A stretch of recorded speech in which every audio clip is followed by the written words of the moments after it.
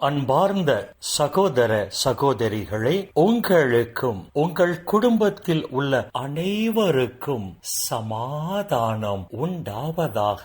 ஆமென். அன்பார்ந்த சகோதர சகோதரிகளே, இன்றைய நாளின் தியானத்திற்காக நாம் எடுத்துக்கொண்ட இறை வார்த்தை புனித பவுல் கொரிந்தியருக்கு எழுதிய முதல் திருமுகம் 6ஆம் அதிகாரம் 17வது இறை வார்த்தை. ஆண்டவரோடு சேர்ந்து இருப்பவர் அவருடன் உள்ளத்தால் ஒன்றித்து இருக்கிறார் என்று புனித பவுல் இங்கு எழுதுகிறார். ஆண்டவரோடு இணைந்து வாழ்கிற மனிதர்கள் உள்ளத்தில் அந்த ஆண்டவரோடு ஒன்றித்து இருப்பதால், உள்ளத்தில் அந்த ஆண்டவரோடு ஒன்றுபட்டு இருப்பதால் அவர்கள் பாவமே செய்யாத பரிசுத்தமான வாழ்க்கை வாழ்வார்கள் என்ற ஒரு அழகான உண்மையை புனித பவுல் இந்த இறை வார்த்தைகள் வாயிலாக மறைமுகமாக நமக்கு எடுத்து சொல்லுகிறார். ஆண்டவரோடு இணைந்து இருக்கும் எவரும் பாவமே செய்வது இல்லை என்று புனித யோவான் எழுதிய முதல் திருமுகம் 3ஆம் அதிகாரம் 6ஆம் இறை வார்த்தை நமக்கு சொல்லுகிறது.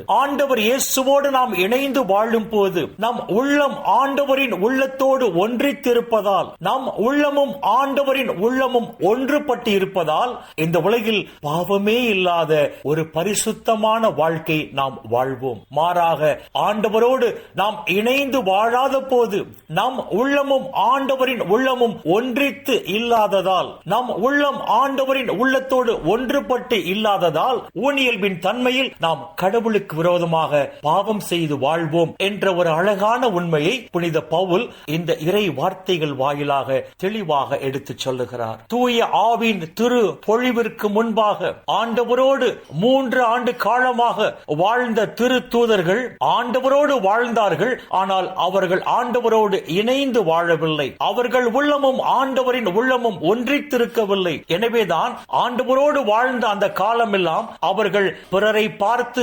கோபப்பட்டதாகவும், பிறரை பார்த்து பொறாமைப்பட்டதாகவும், தங்களில் யார் பெரியவர் என்ற ஊனியல்பின் மனநிலையில் வாழ்ந்ததாகவும் இறை வார்த்தைகள் நமக்கு எடுத்துச் சொல்லுகின்றன. ஆனால் அதே திரு தூதர்கள் தூய ஆவின் திருப்பொழிவை பெற்ற பின்பு ஆண்டவர் இயேசுவோடு இணைந்து வாழ்ந்ததால் அவர்கள் சாட்சிய வாழ்க்கை வாழ்ந்ததாக இறை வார்த்தைகள் நமக்கு தெளிவாக எடுத்து சொல்லுகின்றன. அன்பார்ந்த சகோதர சகோதரிகளே, நாமும் ஆண்டவர் இயேசுவோடு இணைந்து வாழும் போது நம் உள்ளமும் ஆண்டவர் இயேசுவின் உள்ளமும் ஒன்றித்து இருப்பதால், ஒன்றுபட்டு இருப்பதால் இந்த உலகில் பாவமே இல்லாத பரிசுத்தமான ஒரு வாழ்க்கை நாம் வாழ்வோம். அப்பொழுது பரலோக பிதா இந்த உலகிலும் நம்மை ஆசீர்வதிப்பார். இந்த உலக வாழ்வின் முடிவில் நிலை வாழ்வையும் நமக்கு மணிமுடியாக சூட்டுவார். இந்த இறை சிந்தனைகளோடு நாம் ஜெபத்திற்குள் கடந்து செல்வோம். எங்களை நேசிக்கிற நல்ல பிதாவே, அப்பா, இந்த உலகில் இன்னும் ஒரு நாளை நீர் எங்களுக்கு சேர்த்து தந்த உம்முடைய கிருபைக்கு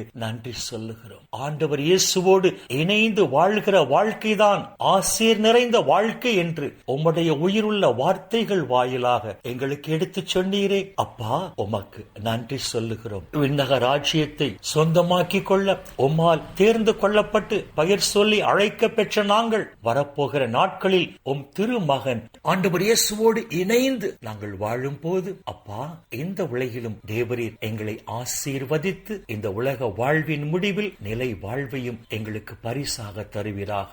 அப்பா பிதாவே, இந்த இறை செய்தியை கேட்கிற எல்லா மக்களையும் அவர்கள் குடும்பங்களையும் விண்ணக ஒளி பீடத்திலிருந்து தேவரீர் நிறைவாக ஆசீர்வதிப்பீராக.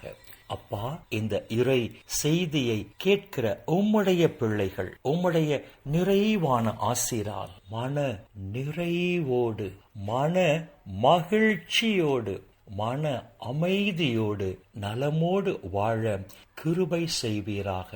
இயேசுவின் பரிசுத்த நாமத்தில் ஜெபிக்கிறோம் நல்ல பிதாவே. ஆமென், ஆமென், ஆமென்.